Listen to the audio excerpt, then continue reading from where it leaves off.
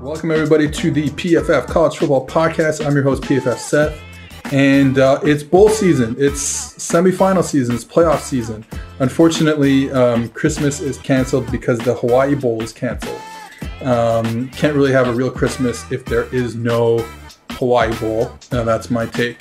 But we didn't talk about bowls on this episode. We talk about prospects because I had on two of my favorite prospect analysis guys, scout guys on the program this week. That would be Trevor Sikemma and Benjamin Solak, co-host of the Locked On NFL Draft podcast.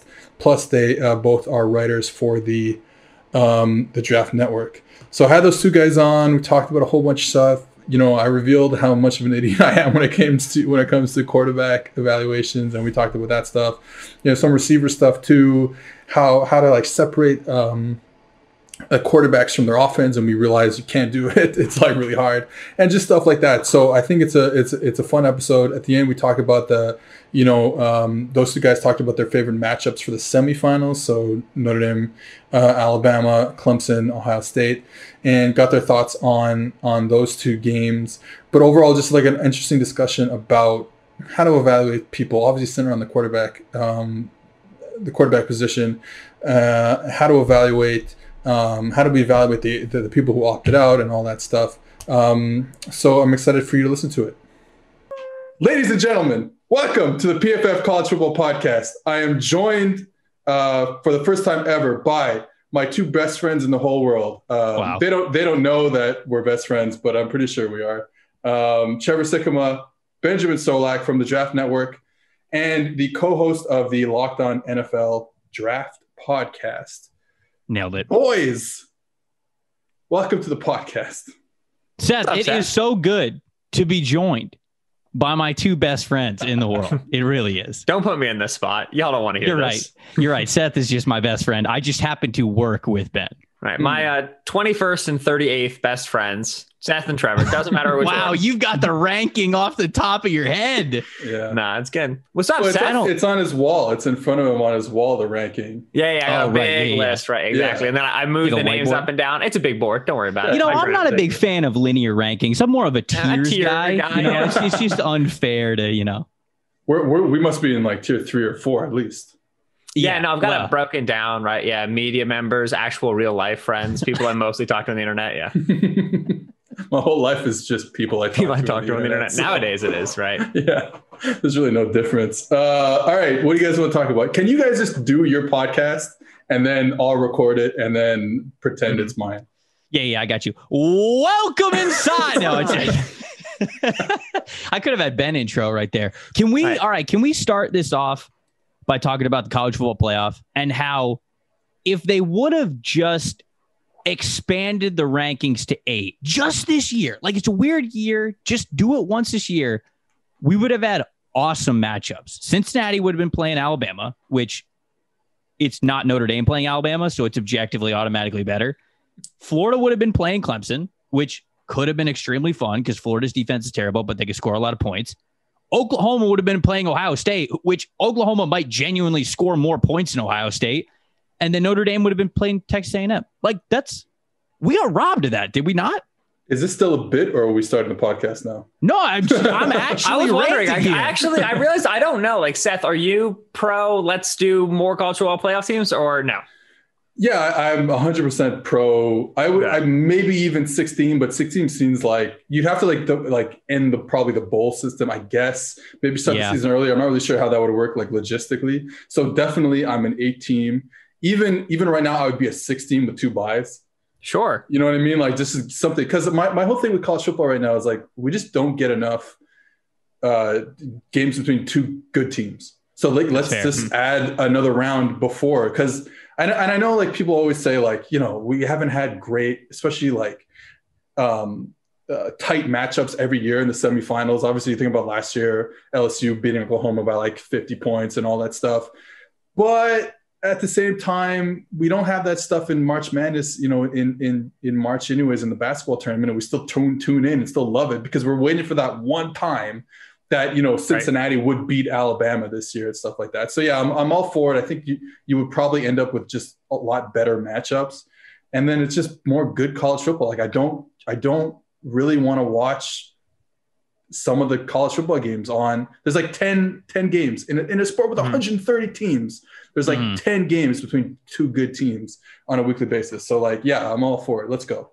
Right. And like, I think about the Miami, North Carolina game this year where it's like, all right, these are two ranked teams. They're both good for whatever reasons. Let's see what happens. And then North Carolina was like, we're going to run the football all game long. Right. And it was just devastation for 4 quarters.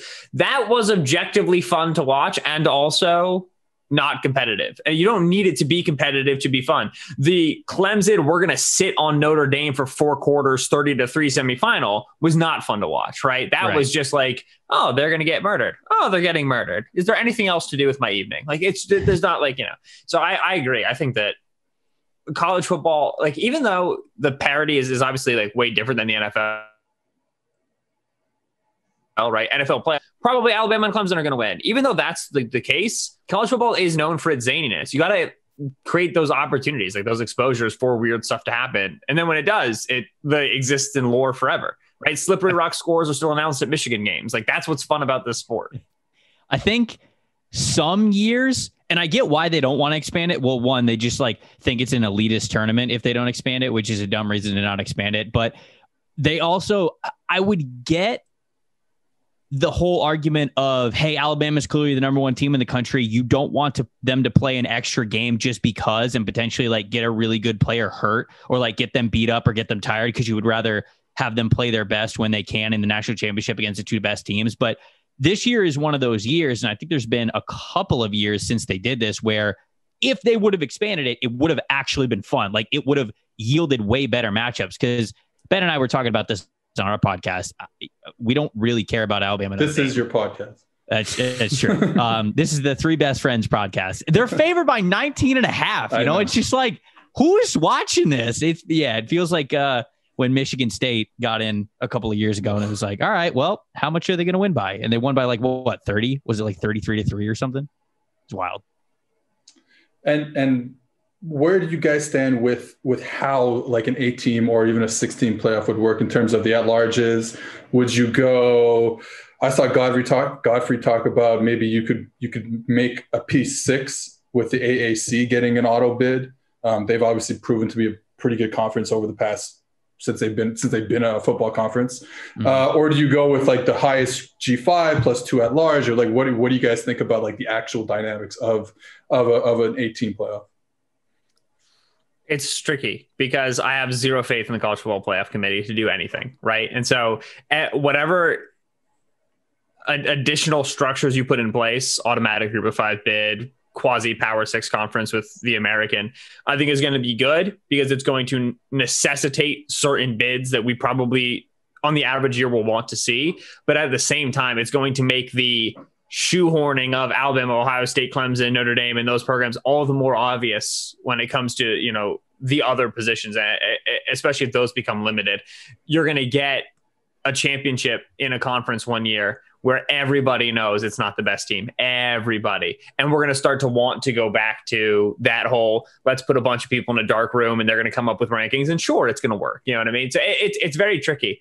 The other thing is just simply how many games of attrition, how many body blows, how many times do you want these players to be hit, especially when you consider that they're not making money? That's where I struggle with it the most, right? The answer is 0, but that's like a whole other story. Exactly, right. It's how can we logistically do this?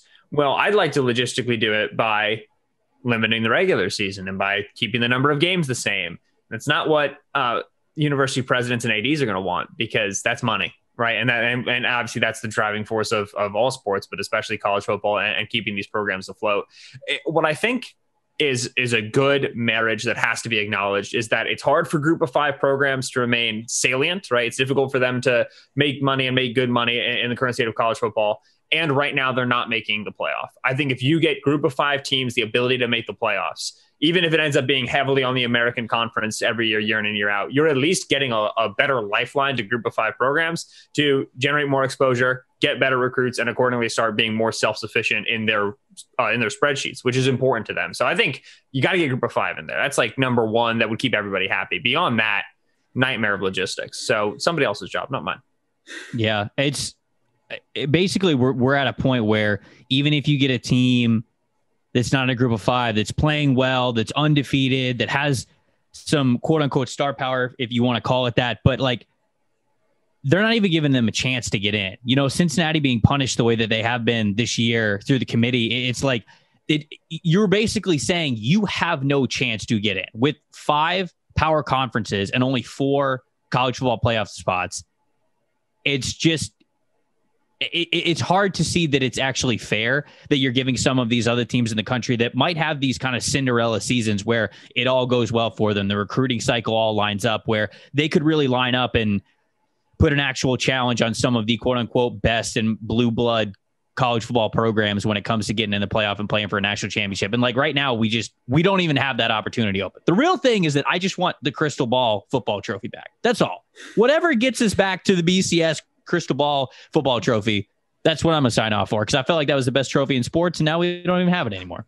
You know what's funny about the BCS is like we just weren't ready for the computers to decide everything for us in the year, the first year, 97, 98 or something like that. Mm-hmm. I think like if you like 2020, where we are now, I think if you people will be more accepting of the fact that the computer is just going to rank everything. And the funny thing about like computer ranking and stuff like that, it's the inputs are all human based. It's like, okay, we want if we want strength of schedule to be weighted a certain way, then we weight it a certain way. If we want margin of victory to be weighted a certain way, it's all human inputs. It just spits it out in a way that I don't think people were ready for from 97 till 2013 or whatever, 2014, whatever it was. And I think now people will be more into it. But again, now that we've gone this way and now we have a playoff, we can't go back. Mm-hmm. Like we want to see, like we're saying, we want to see more games. Right. Now we want more. It's like, yeah, I think I agree with you. We probably had a good formula with getting the best 2 teams at the top with the BCS, but now we're going the opposite direction. Like we just started the show basically clamoring for more. What we need the computer to decide one team, and then we need the people to vote for another. So it just could be the people versus the computers every single year for the college football champion. Yeah, what the world needs is more computer versus people discourse, especially in football circles. Let's do it. You guys, I don't know if I should say this on the podcast, but do you guys ever think about how, so the 3 of us are on like, we're on the internet a lot, I would say. More than we should Unfortunately. More than we should be. You ever go talk to your friends who like are less on Twitter or who are not on Twitter, but who are still like football people? Like, I have, obviously me, having coached, I've been around so many football people who aren't necessarily on Twitter like us. They don't care about the stuff. And honestly, I love them for that. They don't care about running back value. They don't care about play action value. They don't care. And they're fucking happy. As the Velveeta Cheese account told us yesterday, it's a very real sentence. As Velveeta told us, sometimes stats just exist to create narratives, right? Which, like, obviously, like, wow, I'm here on PFF saying these things, whatever. Like, I love PFF; it's all great. But it is to say that, like, the more information we have, the more we feel like we need to understand this. The more we feel like we need to understand it, you get differing opinions and discourse and conversations. Then everything just becomes a giant circle. It was Zach Wilson against UCF. Oh my God, I wish that game wasn't nationally televised. Like the day after the Jets get the number 2 overall pick, Zach Wilson goes up against objectively the worst defense he will play this year. They've got multiple kids out who aren't in this game, and they don't care. And clearly BYU was like, we're going to get as many touchdowns for Zach Wilson as possible. Going QB runs inside the 10. Like, this is his last game. Let's go nuts. And everybody's like, yo, this is why he's QB2. This is an exhibition game. Like, we don't have to talk about things just because they're in front of us, right? But absolutely. So that's when it's always so like centering and a reminder of the discourse when you don't talk to people who exist in a constant need to like react to every single narrative as it pops up in real time on the internet. Which is very funny because people like friends and family, they know that I work in football media. So it's just kind of a natural conversation when they want to know what's up or how I've been or something. They'll just start talking about football and blah, blah, blah. And it was funny because we were talking about the NFL playoffs and some of the teams were good just like a couple of weeks ago. And the person was like, hey, yeah, like the Browns are doing good for like the first time. And like in the back of my head, I'm like, yeah, but Stefanski has the play action offense up and he's masking Baker Mayfield and he's not actually getting better. And in reality, and then what came out of my mouth is, yeah, they've been doing good. Yeah, they've been doing, and you know what? It felt very relaxing, therapeutic.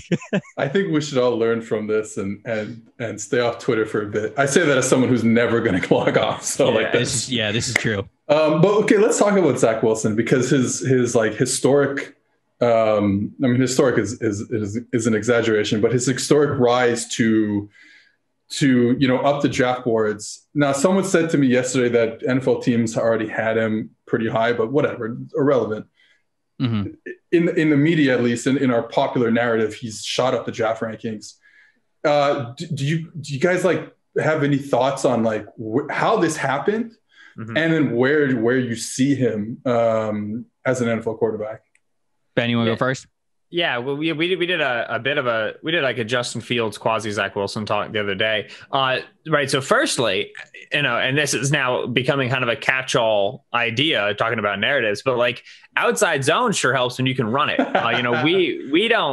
We're still getting a feel for just how much that horizontal stress, which obviously like Urban Meyer horizontal stretch, like we all know that concept is good, but we typically think about it in terms of spread them and shred them, bubble screens, quick looks. That horizontal stretch of outside zone does wonders for you in pulling second level and even third level defenders down from where you want them to be, get them into line of scrimmage, and then make plays behind them.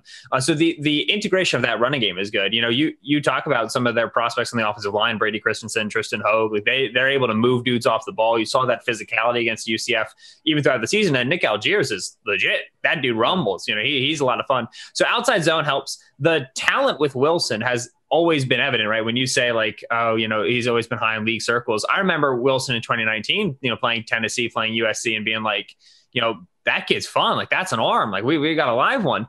As you become more comfortable with the idea of quarterbacks consistently making plays out of structure, as you become more as a coach comfortable with the idea of volatility and saying, we're going to go for 1 40-yard gain every 3 plays instead of, 3 10-yard gains in our passing game. You become more comfortable with those ideas. Players like Zach Wilson, who don't fit your prototypes for height, or don't fit your prototypes for size. He's got to work in the back of the pocket to be able to see everything. They become more tenable. They become more workable. And so Wilson very nicely rides the wave of, I think, what the league is becoming more comfortable with and what, subsequently college football is becoming more comfortable with. Then you also see that he's gotten a lot better in the quick game, right? He's obviously very comfortable pushing it down the field. He's got some explosive plays, but he's become more comfortable in the quick game. And that's what's really, I think, important when you talk about Wilson and how he fits and what offense. Because a lot of people say like he's a really good Shanahan quarterback. Why? Because of the outside zone stuff, because of the play action stuff, the boot action. Shanahan, man, you need to be able to 5-step off that outside zone play action. You need to be able to 7-step in the pocket, RPO, glance route 18 yards down the field, one read. Like you've got to be on time with your feet. That's a very important aspect of that offense. If you're talking like Arthur Smith, it's a little bit different. But if we're like true Shanahan, that timing is pretty critical. And that's where I think Wilson's improvement in the quick game is so important, because the quick game is very important in the NFL and it's critical in that Shanahan system. So the deep stuff is great. The isolation routes, all that's awesome. But when an NFL team wants to open up schemed yardage, they're going to do it over the middle with quick breaking routes. And Wilson's improvement there, I think, is what gives him the biggest boost looking into 2020.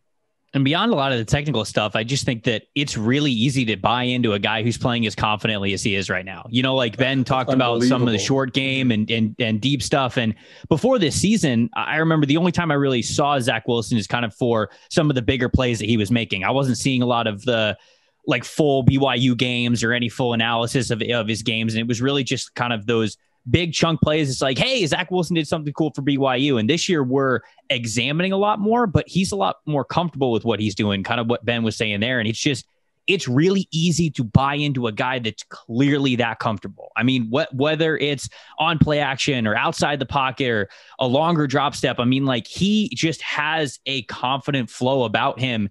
The execution is there. There's no hesitation. Anytime that's the case, those are the kind of players that make you fall in love with them. Like those are the kinds of players that you believe in him and you go, okay, that's the kind of confidence and that's the kind of, I guess, leadership that you would want to see from being a quarterback, that you go, okay, I can improve these other little things that you might want to work on him with because I've got that as a baseline. And so that's been the biggest thing. And when you talk about the rise for him, yeah, technically I think that he's getting a lot more diverse, but really, I think that he's taken a national prominence because of how easy it is to enjoy what he's doing. This is kind of what I wrote about in my article for ESPN. Relax. No need.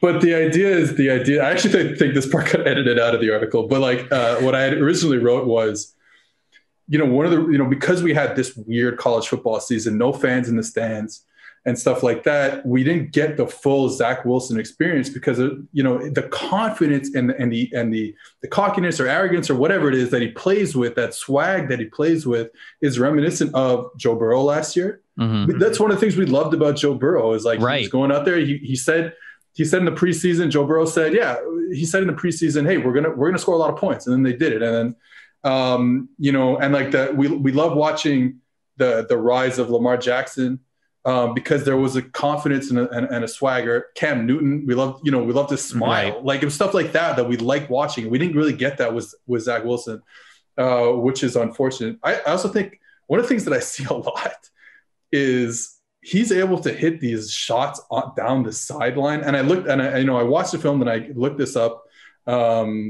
using our PFF database. I don't know if you guys know it. It's pretty cool. Relax. Need to relax. Relax. But he's really good throwing from one hash to the okay. So we're gonna get into this discussion because I've been thinking about it for like a week now. This is a safe space. Nobody can hear you here. It's fine. Just throw the idea out. And no one's listening. So I didn't mean it like that. So he can stand on one hash and the wide hash, in college football and make these elite throws to the opposite sideline anywhere down the field. And I'm like, man. So, I coached quarterbacks for so long. I love the details of how you read a route and how there are certain concepts that are more difficult, less difficult. And usually that stuff is usually over the middle, working around linebackers, high-low linebackers, you talk about horizontal stretches, horizontal stretch on linebackers, stuff like that, the safeties, whatever. And like, that's great. But I'm beginning to realize just find me the guy who can throw the ball 1 million yards and we'll figure it out later. Okay? Right. No, and as much as this is what I love watching about football. It's like 100% my favorite thing is watching quarterback work through reads and set his feet to the right target and then, throw tight windows because the Sam moved one way, whatever. And it's like, it doesn't matter. Give me Trevor Lawrence, give me Zach Wilson. Even Justin Fields has a pretty strong arm. I know it's not at those two level, but like, just give me someone who can throw the ball. We'll figure it out. And if it doesn't figure it, we don't work it out. We all get fired, and who cares? Okay, so this is nuts. This is really cool because I'm going to compare you to Kyle Shanahan right now. Congratulations, Shanahan. Right? Like, relax. What has it been? Well, but what's it been for Shanahan? Right? What it's been with Matt Ryan and what it's been with Jimmy Garoppolo, and it's been that just obnoxious ability. I was just rewatching the Super Bowl. That just ridiculous ability to open up that middle of the field. Like there's just where's the hook curl defender? Where's the rat? There's just not there. He's moved them all and he's made that area so easy. So he simplifies it and it's tremendous. And he's always talked about that, which I brought up earlier with Wilson, right? And footwork and timing and so on and so forth about his quarterback. And then he was getting asked about quarterback evaluations a couple of weeks ago. And he said like, I'm pulling the quote, how I evaluate everything is always changing. I evaluate quarterbacks to try and find people that have a chance, one of those elite type of guys. You can see now there's plenty of different ways. You're just trying to find a guy who's better than about 98% of the people on the planet. And he said this right after the Josh Allen loss. And this is a total about face from everything he said about quarterbacks before. It's like, consistency and you got to prepare and da-da-da. He's like, I just kind of want a dude who can chuck it, and they were reading into what that means for Garoppolo. But absolutely, it's a bit of a double-edged sword. Because sometimes when a quarterback like Wilson has such success at BYU, making those throws that are probably objectively ill-advised, and then he enters the league and everybody's playing faster and stronger at the catch point, whatever, and you start attempting those throws and it doesn't go as well for you. You have to learn to be a little bit more risk averse, but it just opens up the field. You just have so much more space to deal with. And I think that is changing meta, right? Like that we're watching Josh Allen, we're watching Patrick Mahomes, and even watching guys like Matt Stafford who've been around and saying, the more you can open up this field for me, just the easier it makes my job, the easier it makes our job together. So like that point that you make is, I think, reflected like in Shanahan himself talking about how he evaluates quarterbacks. Yeah. And just going to a couple of the quarterback names that you had, Ben and I, for some of the summer series that we do summer scouting on the podcast, and we were looking over Trevor Lawrence. And when we looked him over, it was kind of like, all right, we're very excited to watch him because a point that we discussed is that until you are draft eligible, you're a god, right? I mean, like, you can do no wrong. Every throw is the greatest throw you've ever seen. You're the second coming of Jesus Christ. Like, you are the greatest thing that's ever happened to football. And then when you become draft eligible, you actually put whether you want to call it your scouting glasses or you just put them under the microscope and you see different things that are there. We saw that of Trevor Lawrence, that there were plenty of inconsistencies and areas where he had to be more efficient and maybe don't make a throw here or don't make a decision here that he still had to work on. But those throws to the sideline, opposite hash that he had on a rope, that he was hitting people in stride, these quote unquote NFL throws, if you want to call them that, every time, pinpoint, right there. And it was just like, that's what you want. To your point, what you said, give me that guy, we'll figure out the rest. Give me the guy who can make the difficult throws like that with velocity and with distance, and we can figure out the rest. And we're getting to a point where everyone's going to be running the wide zone offense. So you don't need a drop back. You don't need Joe Burrow anymore. Like, it was great. I loved, he played for my favorite team. And then when you really dug into the tape, he was doing stuff and running an offense that not a lot of college quarterbacks have really run in a long time, right? It was an NFL. Everything was over the middle. You can go on our college football preview magazine. We had the heat maps of where LSU was running their routes all over the middle of the field. So that made him, those are difficult plays to complete time and time again. Drop back pass, drop back pass, drop back pass. And he was doing them. So that was great. But then I'm like, who cares? I'm like, oh, man, I just like that was fun. I got to have fun watching him and like really dissecting and having fun watching quarterback play. But then if Trevor Lawrence wants to lock onto his first read and throw a jump ball to T. Higgins and it's like good, then he'll probably be fine in the NFL too. That's what's so fun about this quarterback class. Like, last year's quarterback class was good, but when you sat down and you were like, whose arm is just breaking everything, right? It wasn't Burrow and it wasn't Tua either. Like, it was Herbert. The Herbert was the guy. That's what I'm saying. Yeah. I'm answering your question. Like, it was Herbert's, even though we had Oregon those three top dudes using it. Yeah, no, Herbert was the one dude who was just like, how did that get there that quickly at that trajectory? Like, what? And here in this class, we've got four guys, right? You have Wilson, who put a 50-yard ball on a rope against UCF. You have Trevor Lawrence, who can slot insanely tight windows over the middle of the field. You have Justin Fields, whose entire offense is like, hey, throw a 15-yard outbreaker from the opposite hash. And then you have Trey Lance, who it's like, oh, what Trey Lance, strength of competition. Oh, is he raw? And you watch him just 60-yard bombs against Southern Illinois. And you're like, what is this? Like, how did this arm get here? So we got four legit NFL arms in this class. And that's why it's a lot, not more fun, but we're not going to have the same Burrow conversations and Tua conversations as we did last year with these guys. Like, we're going to have clear physical skill sets that allow you to just talk about things like fit and things like choices, and that's a lot of fun. You forgot to mention Kyle Trask, but I'll forgive you on the elite arm conversation. Reminds me of Josh Allen. Kyle Trask does with the arm strength with the size, for sure. Indeed. Do you guys think Kyle Trask is anything of an NFL prospect? Yeah, I mean, I think he's an NFL prospect, but I mean, you're not drafting him in the first round to potentially be like a franchise guy. Like, no, I don't think that's the case.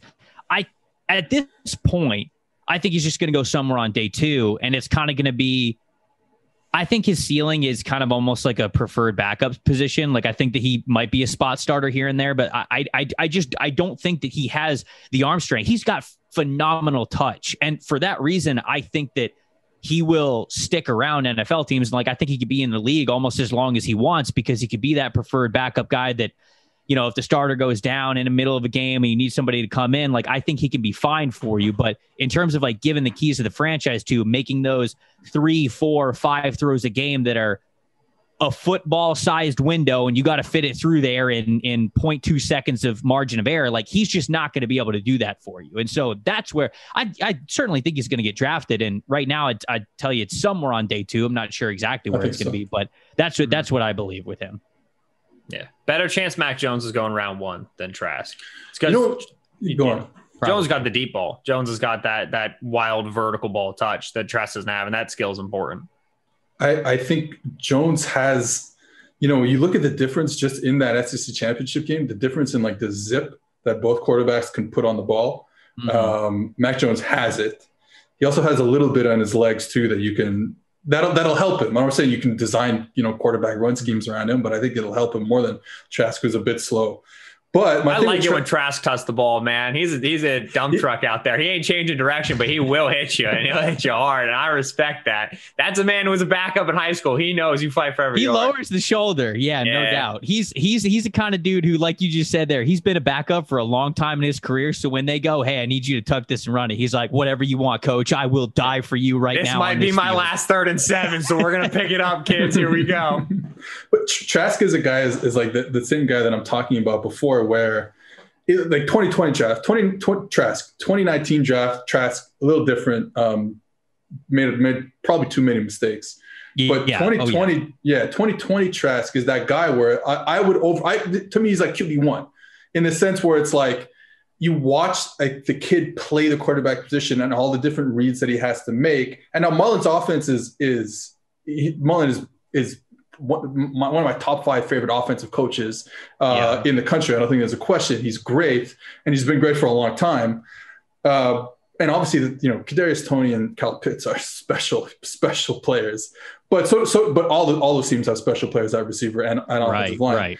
So he's a guy. Oh wow, look at the read. Look at that read. Oh, look at that read. That's cool. He did this and he did that. And then it's like, I'm going to keep saying the same thing. It doesn't matter because the ball comes out so slowly with him.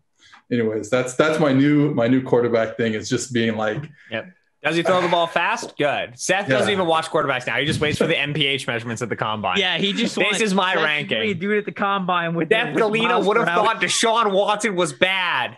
Breaking news. I need you this year to post a picture on Twitter of you holding a speed gun at your computer screen as you are watching the combine from your office. Pointer finger. You to point. Not thumb, pointer finger. This is how we get consistent measurements.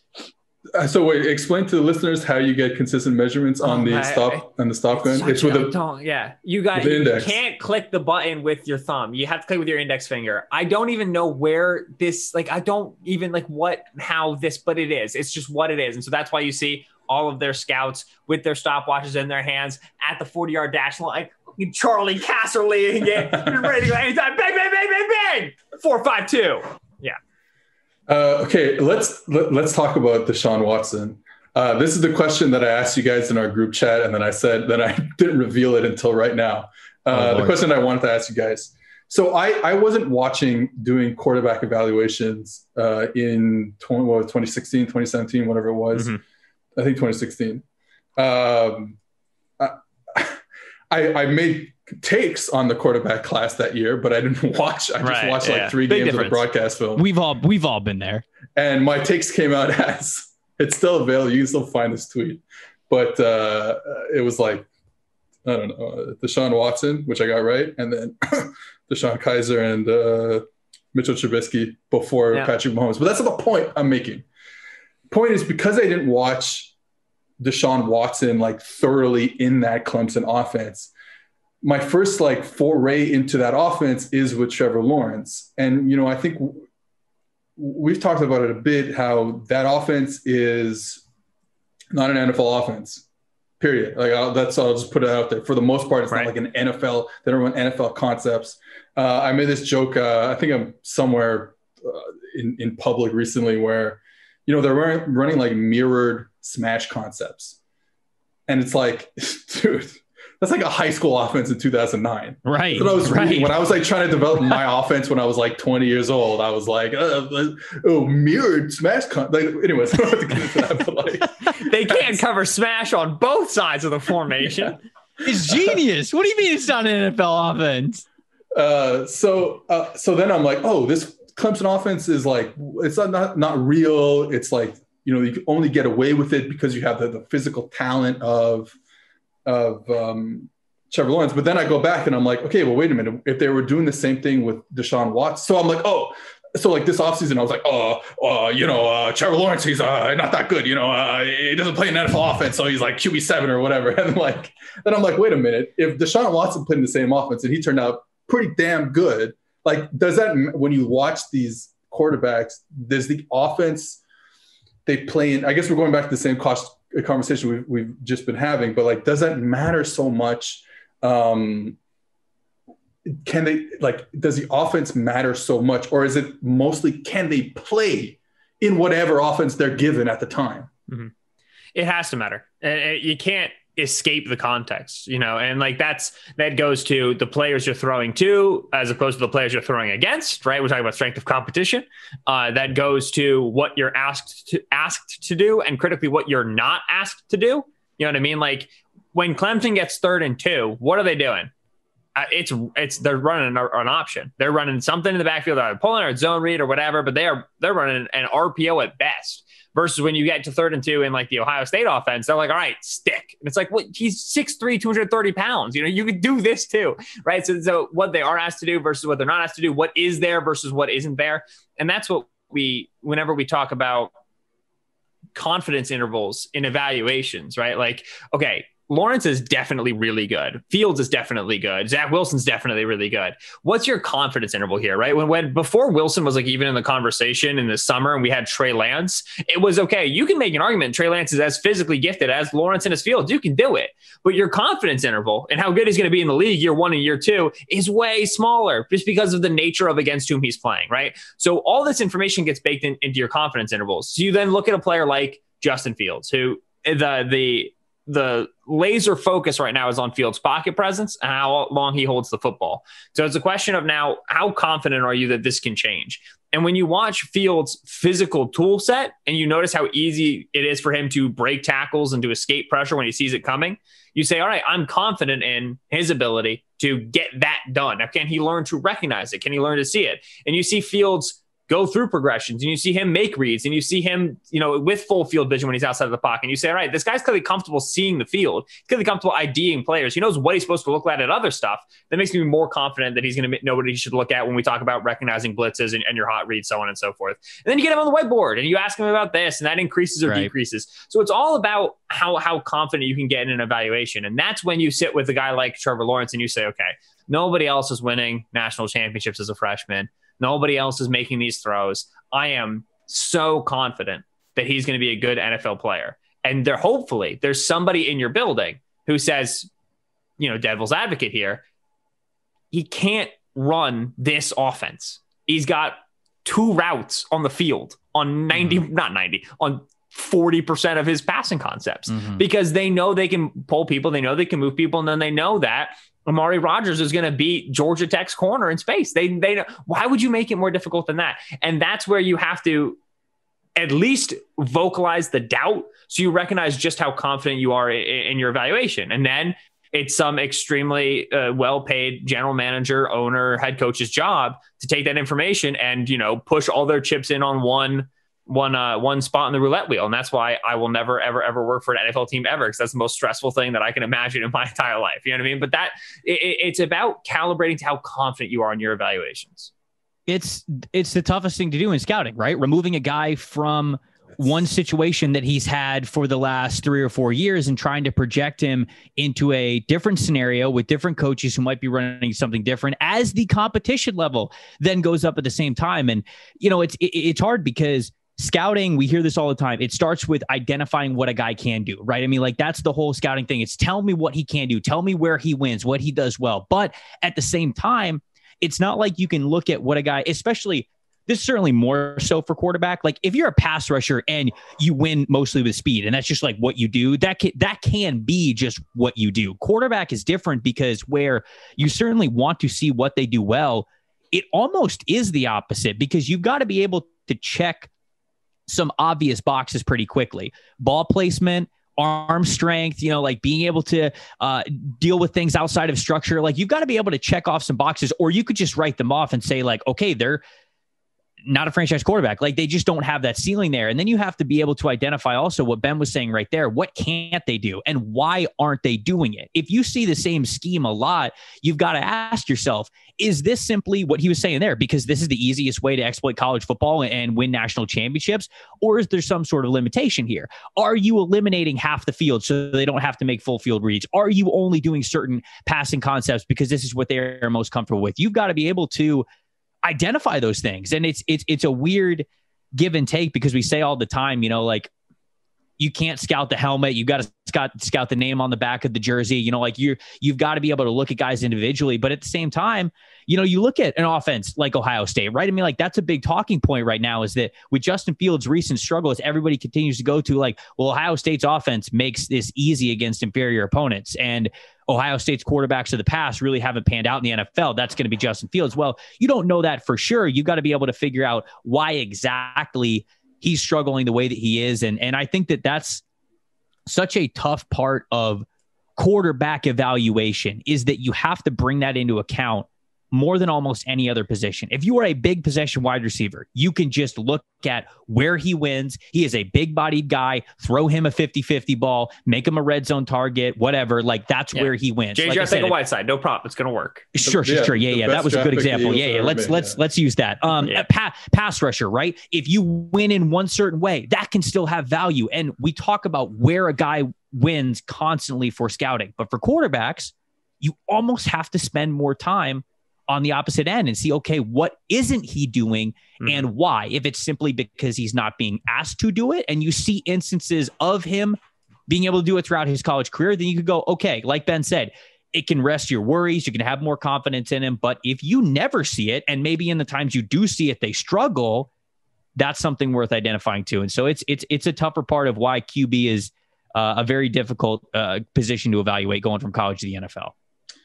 I also think we're getting into that stuff you're talking about, like, okay, what is he not doing? So you look at some of the offenses that these guys are playing in, and it's not, the more I think about it, it's not just, I think Clemson is probably the most egregious example from one of the top teams, but you can't do, Alabama's not running an NFL offense either. It might look more like an NFL offense, but it's not. Ohio State, they got two receivers in the whole game that are being looked at, that are being targeted. Right. Oklahoma is the same thing. And me and Deontay talked about this on the last episode, but it's like what these new offense. There's two offenses in college. There's three offenses in college football. Yeah, we talked about the wide zone offense, which obviously has its similarities to NFL offenses. That's what Zach Wilson is running. Oregon under what's his face last year. Yeah, not Avalos, the other one, Arroyo, yeah. Yep. Who had a great year at UNLV. So them, you have like App State, you have Louisville, et cetera. And then you have the super spreader offense, like the RPO super spreader offense, maybe like the old Baylor's guys, and then how they've spread. And then that's a whole other offense. And then you have these top elite teams. Like I said, Ohio State, kind of Clemson, kind of LSU, kind of, Alabama, Oklahoma, these type of teams that are like super elite, where it's like, hey, we're going to protect with a lot of players. We're going to run play action, and we're going to hit you down the field because we know you can't play zone. We know you can't play man because you cannot run with our receivers because we get all the 5 stars. Right. Mm-hmm. So that's done. When you play zone, and we're just going to run behind you, and we're going to eliminate the 4 pass rushers and the 4 underneath zones. We've just eliminated 8 players, and we're going to protect, and we're going to give them time. And Mac Jones is going to find Devonta Smith on a crossing route, like he did against Florida. Like they're running this double post, and then the guy from the backside is sneaking, like Oklahoma's done for years. It's like that's that, and NFL teams do that too. Like that was a big play. I remember watching the Dable runs that a lot. I believe with Josh Allen, at least in the past couple of years. But so it's like that doesn't exist, man. That doesn't. And then of course you're getting yards in the run game. LSU, I talked about with Deontay last week. It was 7-man protection. Justin Jefferson. It's like 2 outside routes that are vertical with Terrace Marshall and Jamar Chase, and then number 1 wide receiver recruit, number 3 wide receiver recruit from that class. No problem. It's like Justin Jefferson run 10 yards vertical, and then find a spot in the middle of the field. Go any direction you want. And it's like we're going to play action. The linebackers are going to bite up. We're going to protect with 7, and then we'll find a way. So it's like I just find it's so hard to separate now. Yeah. The other thing is that Ohio State, Clemson, Alabama, said Georgia, whatever. they get all the best players, and now the quarterbacks are going to finding these teams too. So it's like separating these guys from the surrounding teams. Like right. You can't say like this year we're going to talk about Mac Jones. Oh, well, he played with Devonta and Jayden Waddle, those are 2 first-round picks, and Najee Harris on the offensive line. But it's like, okay, well, so is Ohio State. Everyone's going to get drafted in Ohio State too, and Clemson too. I don't know. It's tough. You're trying to remove these guys from these elite situations that are very tailored to. And I mean, like, a lot of these schools also have some of the best coaching minds in the business, right? I mean, like a lot of the top coaching minds go to a lot of these good programs as well. So you've got the best players, you've got the best coaches, you've got great surroundings, and you're all of a sudden getting drafted to the Jets, or you're getting drafted to the Jags. And it's like all of a sudden it's just a switch that is flipped. And a lot of this stuff certainly has to do with situation, but it's tough. That's the toughest thing in scouting, I think, is to try to remove these players from environments that they are developed in to succeed in the easiest ways possible that might not look the same when they make it to the NFL. Enough about the neo-capitalism of college football now. Enough about the aristocracy, egalitarianism. But the last point to this conversation, which this like 30-minute, devolving of Seth into realizing that our jobs are completely pointless and we'll never be able to do them well. The last point here. Please subscribe to the Locked On NFL Draft podcast. Right. The final point is, and then when you get like not a 5-star into this situation, it's way easier for them to develop, because everything else around them is so much easier, right? This is how you get Norman Powell, who's like, been a senior. He's been on Clemson for 5 years. He's never done anything. And they're just like, oh, you're just our X receiver now. And Powell's like, yeah, you know what I mean? I've been in the Clemson weight room for 4 years, right? You know what I mean? I've been catching passes from Trevor Lawrence and DJ Uiagalelei in practice. They're all accurate. Like it's so much easier to develop when you don't even get those top players. Yeah. So this is how it spirals and everything, it all stays with the top. The LSU thing is funny with like a guy like Jefferson who was like a 2-star or something like that. There you go. Obviously, he's got like a lineage to LSU with all the Jeffersons there, but he was still a 2-star. But the thing is, you invest all this money into him. They were doing stuff, and I'm sure some other teams are doing this, but I know the only team I had heard doing it was LSU last year, where they invested money into like these glasses, because they did like some spatial awareness stuff to figure out like which eye they could see better out of. Which maybe they should have used like 10 years ago on like Dwayne Bowe, but like they like figured out like which eye could see better, so that they ended up training that eye more than the other eye with these like blocker glasses on while they're catching passes. And it's like, that is an insane investment. What do you think? Like, it's a 19-year-old. Just let him go play FIFA. Oh, you know what? That reminds me of the story I was watching. I don't know if you guys follow soccer at all, but I was watching this like interview with Ryan Giggs, who's like a Welsh, like, Manchester United like superstar player, and he played on the wing. Okay, he played down the left side, so he was like on the sideline, right? This whole 20 years is up and down the sideline. So every pass he made was to his right, because then you can't make a pass to the left, or else, he's already on the left sideline. Right. So then later in his career, he moves to the midfield more centrally. And then they did it. And then like someone from Manchester United at the time came up to him and was like, hey, all your passes are going to the right, even though now you can pass to the left, all your passes are still going to the right. And it's because for 20 years, he never had to make a left-handed pass. And then they figured it out, and he started working on it stuff. But anyways, that's just like, that's the investment these kids get now at college football. So you can create, that's a good point, of creating the environment. Okay. Yes. So then they broke that guy's left leg and just forced him for the next rehab 3 months to kick with his right. Okay. So same question, but for every different defensive player. What are the systems that you like on deep? No, I'm kidding. I want to talk about no chance. I want to talk about the 2 semifinals before we get out of here. Alabama, Notre Dame, Clemson, Ohio State. What are the things? Okay, who do you think is going to win each game? Let's start with Alabama, Notre Dame. Who do you think is going to win? And what are the things you're kind of looking for? And like, who are the prospects that you're looking to like flash on national TV? Yeah. So Alabama, Notre Dame. I don't think Notre Dame is going to do it. Come on, do it. I think the problem here with Notre Dame is that so much of their passing game is oriented on getting mismatches with their tight ends. And number one, it's difficult to do that athletically against Alabama. And number two, your tight end releases against zone match aren't going to be as good as they were against UNC running cover one. Like it's just not going to, you're not going to be getting free runners across the middle of the field as successfully. You can pick on Alabama's linebackers and safeties a little bit, but I think it's going to be tough. And obviously, Ian Book is not the greatest pocket manager in the world. And if you try to, scamper out of the pocket and beat Alabama athletes in space with your legs, you're going to struggle. So I'm worried about that. Can I interject for a second and tell you who has the most scrambles this year in college football? Yes. I mean, is it Ian Book? It is Ian Book. I feel like every single time I look up while watching a Notre Dame game, he is outside the tackle box. And so I would have believed that. Now, you make a good point about looking up. I've noticed that I'm on my phone for 90% of all football games now. Oh, is there something I can do to actually watch football? No, absolutely not. To watch the games on replay. My wife, who doesn't watch football at all, was watching with me the other day. And she was asking me, she was like, how can you be on your phone all the time for during the plays? Aren't you watching to know what's going on? And it was an Eagles game, and I'm a little bit familiar with the Eagles. So I looked up and I saw they were lined up, and I was like, they're running zone left. And they just ran into the left. And I was like, cause this is just it's just you get comfortable with being able to see what you're seeing quickly enough to then tweet about it, to then talk to somebody else about it, and get up for the next play and just kind of go.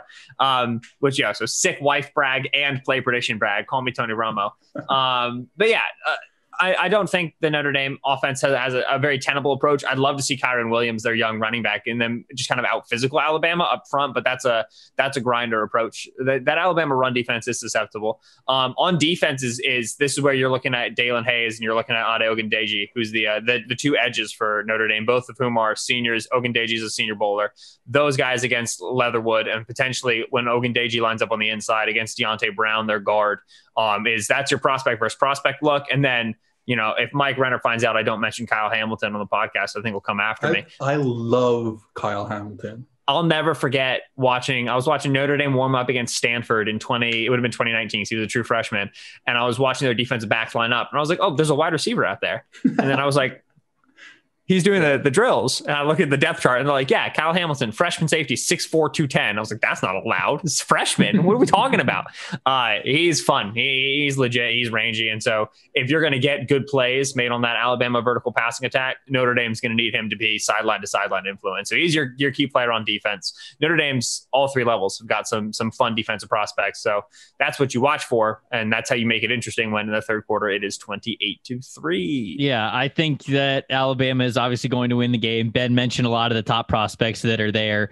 All first-time depositors at Monkey Knife Fight that put at least $20 into their account while using promo code PFF will receive a free PFF Edge annual subscription. So that's a $40 value for just $20. And you'll get that opportunity to turn that $20 into even more money playing daily fantasy football and prop games at one of the fastest growing fantasy sports sites in the USA, in Monkey Knife Fight. Go to Monkey Knife Fight and deposit your $20 with promo code PFF today to receive your free PFF Edge annual subscription. PFF and Sunday Night Football's Chris Collinsworth is teaming up with one of the best players on and off the field, 49ers All-Pro cornerback Richard Sherman. The Chris Collinsworth podcast featuring Richard Sherman is available now wherever you find your podcast. They will provide the most interesting football conversation in sports every week. And sometimes that means the discussion will venture off the field too. Additionally, Chris will be taking a dive into the game of football as he sees it, inviting in the best and brightest to talk about everything that is happening in the great game of football. Mark your calendars. You do not want to miss the best 60 minutes of insight this season. In these uncertain times, life is full of questions like, when should I start thinking about life insurance? But however difficult these questions may be, Western and Southern can help you answer them. Backed by over 130 years of experience, together, we can look ahead to leave the unknown behind. Western and Southern Financial Group. Life insurance, retirement, investments. Another matchup that I don't think he mentioned, unless I just wasn't listening, which does tend to happen. Jeremiah Owusu-Koramoah, the kind of like nickel hybrid linebacker for Notre Dame, going up against Jaleel Billingsley, the tight end from Alabama. That's another guy. That's another guy who's nasty. Right. Yeah. So Jaleel Billingsley is a sophomore, so he's not draft eligible, but he is, I mean, he brings you a lot of versatility in the passing game. And so they're going to try to use him a lot. And I'm not exactly sure how Notre Dame is going to occupy Owusu-Koramoah because there's a lot of different options against Alabama, and I'm not exactly sure where they're going to place him, but I think that he's going to get Billingsley a lot in those matchups. And if you do, that's kind of Owusu-Koramoah's wheelhouse, and Billingsley is a damn good tight end. And so, you know, him going up against that will be a pretty good challenge. Okay, then the other one is Ohio State, Clemson, probably much tighter ball game. Obviously, we saw it be a tight ball game last season. Came down to the last throw of the game. Again, who do you see winning and the prospect? I'll start with Trevor, so you can get all the get all the good guys. Say it first. I think that Clemson is going to win the game. I don't know about easily. I think that it will be a better game than Alabama Notre Dame, but I'm pretty confident in Clemson.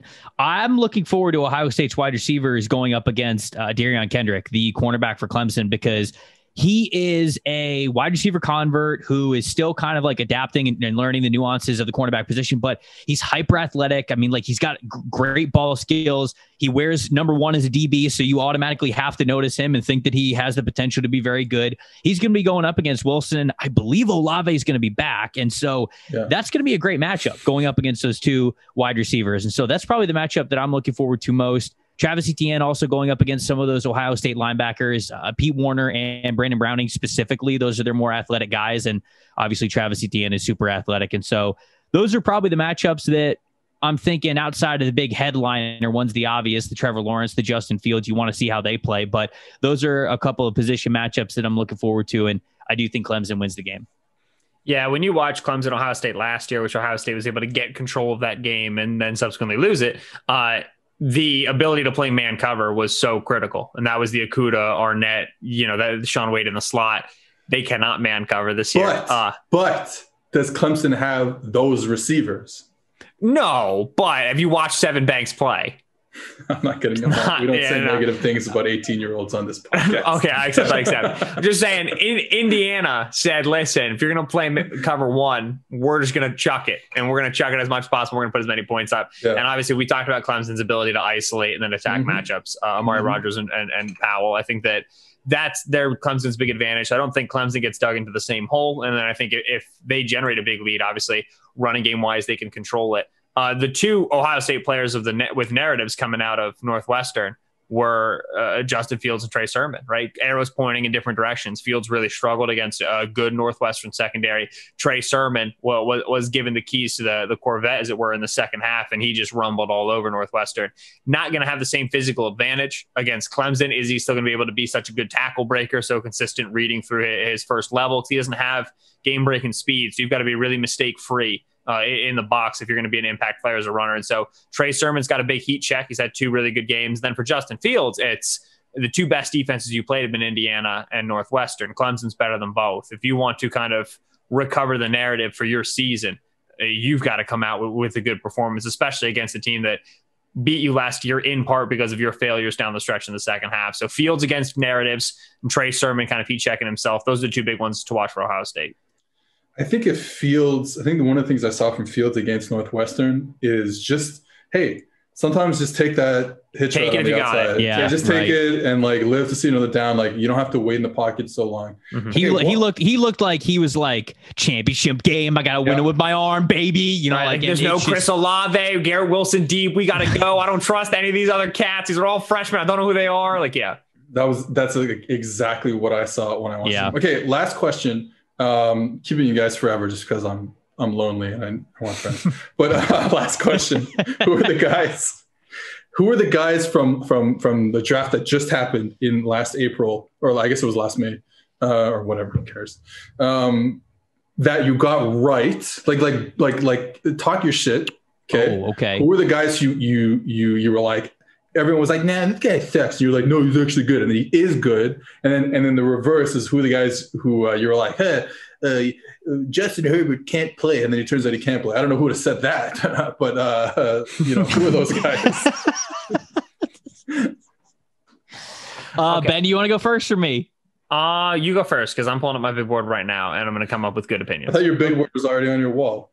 That's my friend. I want you to know your friends. I want you to know which friends have which friends wasn't going to hit on this year, right? Yeah. I know that by the end of the process, a lot of people were in on Antoine Winfield Jr., but I was pretty damn high on Antoine Winfield Jr., and then he happened to go to the Tampa Bay Buccaneers, and so I've watched basically every snap of his, and he was fantastic to start, and I think he's got a super bright future. The other one that I would say is I got a lot of crap for mocking Jalen Hurts is like a fringe potential first round prospect for a long, long time. And then he went decently high in the second round to the Philadelphia Eagles and now has dethroned their franchise quarterback and put the entire city of Philadelphia in a terrible situation. And so I remember like a lot of people were like, no, he's nowhere close to a top 50 prospect. Like he's a project at best. And so I'm kind of dunking with my Jalen Hurts love because I had him.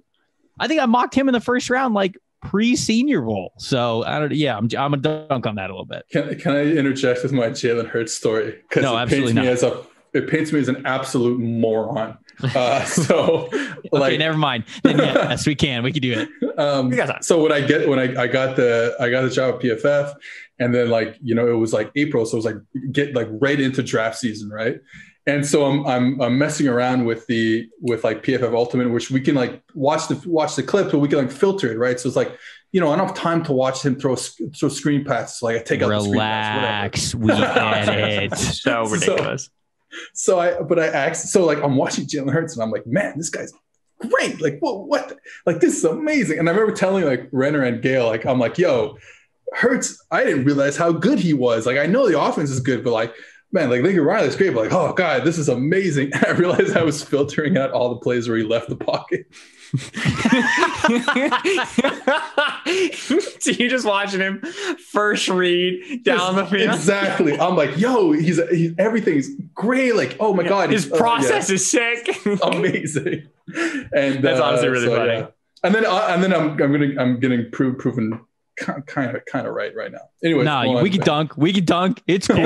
It's the dunk hour. Look, you dunk at any time you can, right? Whether it's the first week of training camp, whether it's the third game in the preseason, whether it's his 8th game in his rookie year, or whether it's 7 years down the road and he made one good play for the first time in 7 years, you absolutely bring up and dunk whenever you can with your draft takes.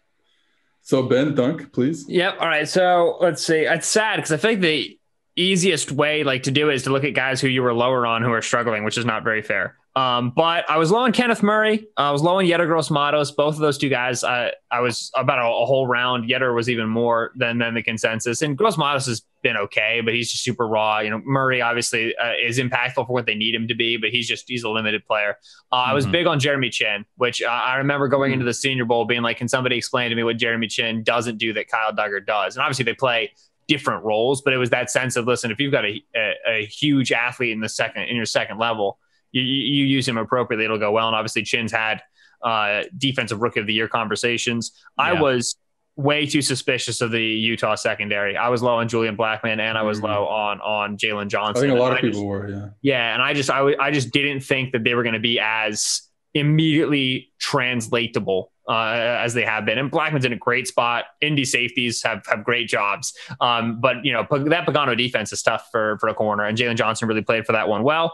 And then Brandon Ayuk, I didn't buy it. I was like, I was super low on Ayuk. I had Donovan Peoples-Jones ahead of Ayuk. It was just like Ayuk comped to Nelson Aguilar, who like went in the first round, but I was just like, I just need him to be more consistent. I need him better routes. He's super loose, and that's great. We're gonna have to build this thing up. And then Kyle Shanahan was like, I'm gonna make him run 5 routes, and he's gonna have 1,000 yards and 10 touchdowns on screens. You can suck it. And I was like, all right, fine, I accept.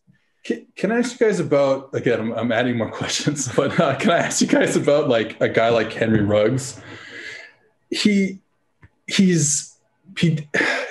weird because it's like we the PFF projections had him super high, and he does come off the board super high, But then you look back and you're like, okay, but like it is super important to be able to throw deep and create explosive plays. But if the receiver can only do that and doesn't have anything else in his game yet, still early for Henry Ruggs, like, should we be drafting these guys that high? I mean, I think it's an interesting discussion talking about how receivers. Yeah. So I had Ruggs at wide receiver 4. I had him below Judy. Look at you. Yeah. I had him below CeeDee Lamb, and I had him below Laviska, who I was really, really high on Laviska Shenault. And yeah, I'm excited about what he continues to do in Jacksonville with good quarterback play. But the thing with Ruggs and Jalen Reagor, who is my wide receiver 5, both with game-breaking speed. And now here's your wide receiver 1. Yeah. Both with game-breaking speed, both with downfield ability. How often did you have to get off press at the college level? Yeah. And when you get put in that outside receiver role, and all of a sudden at 6'1", 205 with 34-inch arms lining up against you week after week after week, and they don't buy this nonsense that you're, little 5-yard curl double move. They've seen that 10,000 times. It enables them to limit your trump card before you even get on an open field, right? And so with Ruggs, and like you said, like deep speed, it helps in ways that don't show up in the individual player's box score, always will. And quantifying that is very tough. But with those players, it's, can you get them to figure out how to get downfield against all coverage shells and against all athletes? When the level, they were doing it, Reagor was doing it against 12 yards cushion. It's easy when it's like that. So that's that conversation to me. I'm so confident in Ruggs. I think he has good ancillary traits beyond deep speed and deep tracking, but a lot of it is seeing different coverage shells and understanding how to get beyond them.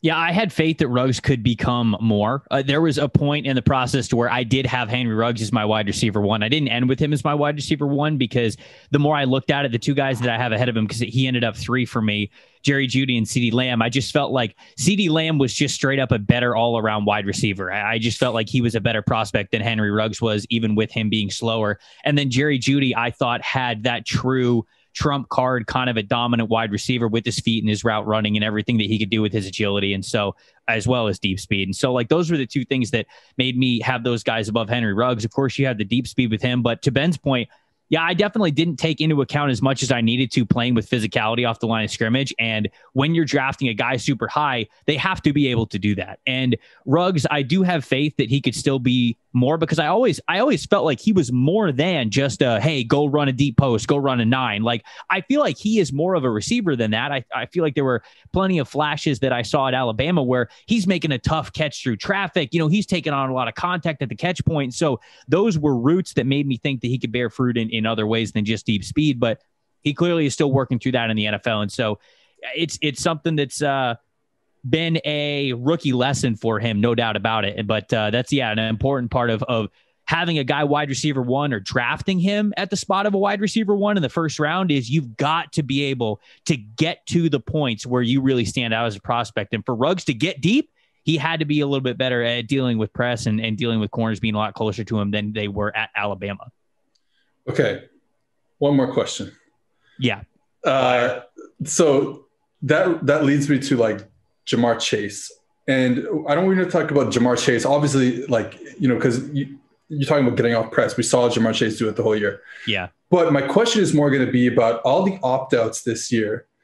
How do you not have this recency bias? I'm an LSU fan, and I'm like, Kyle Pitts and DeVonta Smith and Jalen Waddle are the 3 players I'm taking, as pass catchers first overall. And I'm already forgetting about now, once we get into the offseason, you go back and you say, okay, let me watch the tape from 2019 and whatever for all the guys that didn't opt out, Micah Parsons, stuff like that, Penei Sewell, etc. So like, how are you guys, you think you're going to deal with that recency bias going forward this offseason? Acknowledge, accept it, and roll with it. Like, you got about 12,000 different biases when you do any sort of like evaluation, but especially in something as subjective as this, it feels like good play in 2020 matters more than good play in 2019. And we understand, even in like a non-opt-out year, we understand development's not linear. We understand that players' best seasons bounce hither and thither. But for some reason, what happens 9 months ago feels like it matters less than what happened 2 months ago. And that's going to happen the entire draft process. Recency bias is a thing every year. And it's going to be exacerbated certainly by the opt-out system this year. So I know, like, when I finally start putting final grades to guys, which, like, it's the second week, third week in December, so it's usually when I start getting to it, Jamar Chase is going to be the first guy I watch, and it's because I know all of his film is done, and I know he's going to be a top player. You got to grade him out numerically. You have to, put his traits in some sort of quantifiable bucket. You got to stick a grade on him, and then you got to move on, watch Jalen Waddle, put a grade, Devonta Smith, grade, Kyle Pitts, grade, and then what those numbers tell you, you got to accept as the best way you can capture their play without falling, victim to some of these biases that are rampant in scouting. I mean, that's a great way to encapsulate how you should do it. And I mean, like, that's how we're going to do it on this side of media. And we're going to try to do it like that as best we can, because that's the correct answer. However, this is on the exactly on the NFL side of things, the more behind the scenes stories you hear about a player going to this team and how this happened, you realize that there's a lot more impulse decisions than you really think. This whole industry is built around area scouts living their whole life on the road, watching these guys and coming up with rankings and then bringing it all this massive pool only for on draft night for the GM to go, nah, screw it, we're drafting this guy. And just because he wants to. And like, impulse decisions happen all the time in the NFL. And so Ben gave the correct answer on how you should go about it. And that's how I think a lot of scouting staffs are going to go about it. But you are going to see more quote unquote steals in the draft this year than any other year, because these players are going to drop simply because at the very top, you're going to see a lot of these GMs or head coaches, whoever's making the decision, make these impulse calls. And that's going to force some of these guys who have really good 2019 tape, who maybe just didn't play in 2020, happen to fall down the draft board. And so you're going to get a lot of potential steals in this draft. All right. I'm done with you guys. Wow. You can see how my room has gotten darker because the sun's been setting outside. Like, go pre-show, post-show. Muted. Can you guys plug yourselves? What do you guys do? Where can people find you? Like, home address is what I'm saying. Like, where can the people literally find you? Yeah, you want us to dox ourselves here on the podcast so people can. Ben and I can be heard 5 days a week over at the Locked On NFL Draft podcast. We cover as many teams in the NFL as we can, all kinds of situations. In season, we're talking about what they could be doing for wins and losses. Then, of course, in draft season, we're evaluating draft needs and things like that, breaking down all kinds of prospects, who would fit where we have them on our boards and everything like that. And then, of course, on Twitter, at Tampa Bay Trey, at Benjamin Solak. We're usually there instead of, as Seth said, watching the actual NFL games as they unfold. And then all of our wonderful work can be found over at thedraftnetwork.com. Did I do it, Ben? Did I nail it? Did I get it right? Yeah, that's all my spots. I left your address out of it, but I figured that if you wanted to share that, you could. If that's a personal choice that you can make. Yeah, if you want to send anthrax cookies to Ben for Christmas, you can. That'd be 2-day shipping, man. That'd be impressive. I would accept. Wouldn't even be mad. All right. Adios. See ya. What a sign off. All right, so that was my discussion with, as noted, my two best friends, Trevor and Ben. The next time you will hear this podcast will be next week, where me and Tresh will be talking about our favorite plays of the year, our favorite games of the year, our favorite storylines of the year, all that stuff, best and worst from the 2020 season of college football, and then a little bit of another semifinal preview. And then it'll be the semifinals and the national championship game. So, have a good Christmas, have a good holiday, have some good holidays. Okay. And we'll see you next week. Thanks for watching the PFF YouTube channel. And if you want to subscribe, all you have to do is push the button. Don't forget everything you get. A little fantasy, push the button. A little green line for the gambling aspects of the game, push the button. College football, push the button. The YouTube channel from PFF.